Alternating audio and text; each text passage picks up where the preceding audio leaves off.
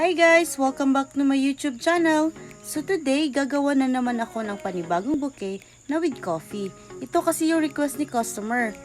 So second client ko na ito dahil the first one was a money bouquet. And then the third one was a bouquet made of chocolates. Tapos umiilaw naman yung mga roses. And then the recent one is yung bouquet na talagang flowers lahat. So please keep on watching!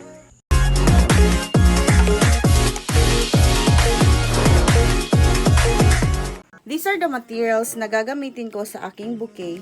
We have here sticks,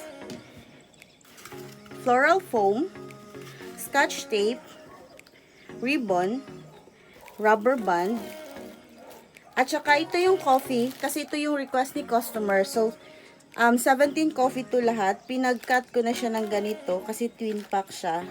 Scissor at saka kutsilyo. Then, I have also here mga wrappers. So, ito, ganitong wrap. Wala kasi akong nabiling abaka. So, ito yung gagamitin ko. Yung ganito is 40 pesos per meter.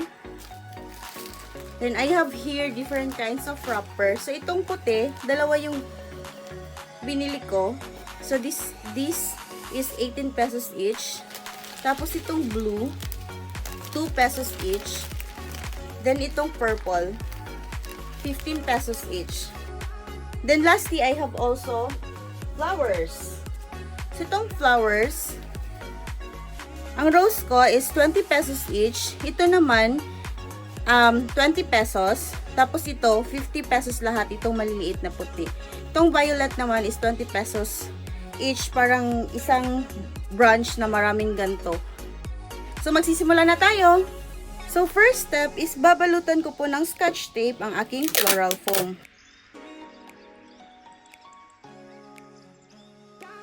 Dito ko itutusok yung sticks ng coffee. So, let's proceed to next step. So, next procedure natin is idikit natin yung ating mga coffee sa ating sticks.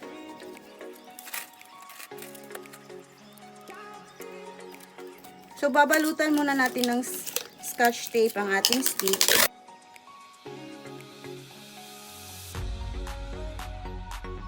So, ilagay natin yung coffee sa stick natin, parang ganito.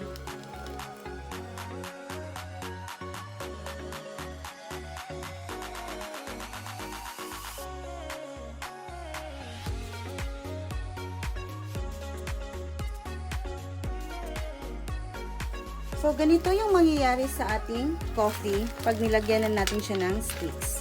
So, next procedure nito is i-arrange natin yung coffee sa ating floral foam kasama na ang ating flowers.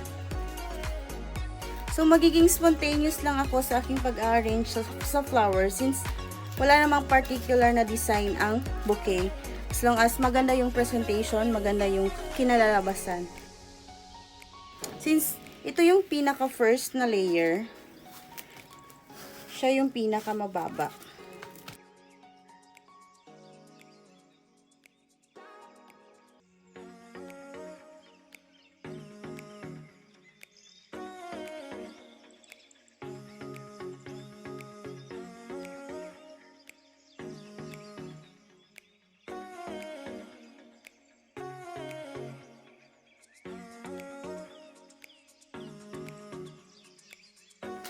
So, ganito yung magiging arrangement ng ating flower.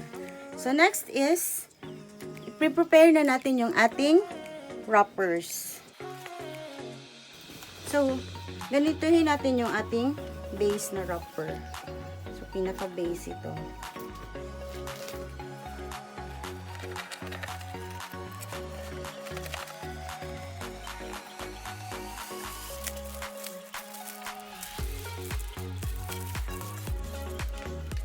So, ganito lang yung magiging itsura ng ating pinaka-base. So, fold lang natin dito. Be sure na may matitira. Dito din sa kabila. Tapos yung gitna is triangle. Tapos, ilagay na natin yung ating bulaklak. Yung ating magiging bouquet. So, ganyan.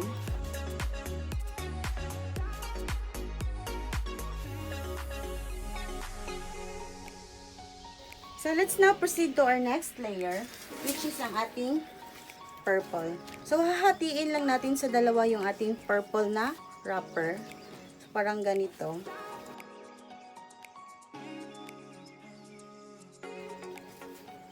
And then, ganyanan lang natin. Parang ganito rin pagkaka-fold. Tapos, staple natin. Para hindi siya mag-move. Tapos, ganito din sa kabila. So, staple ulit natin. So, magiging ganyan siya. Tapos, okay. So, hindi siya actually level dito. So, ganyan.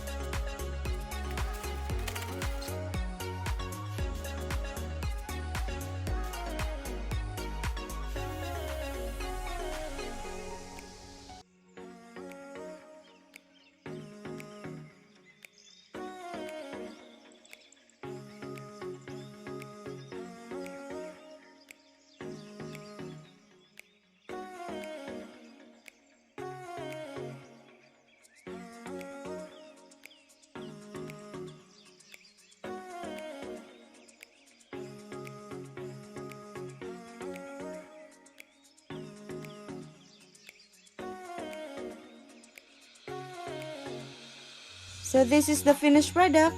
Please don't forget to like this video and subscribe to my YouTube channel. And if ever may tanong kayo, feel free to comment below. Thank you for watching. See you in my next video. Bye!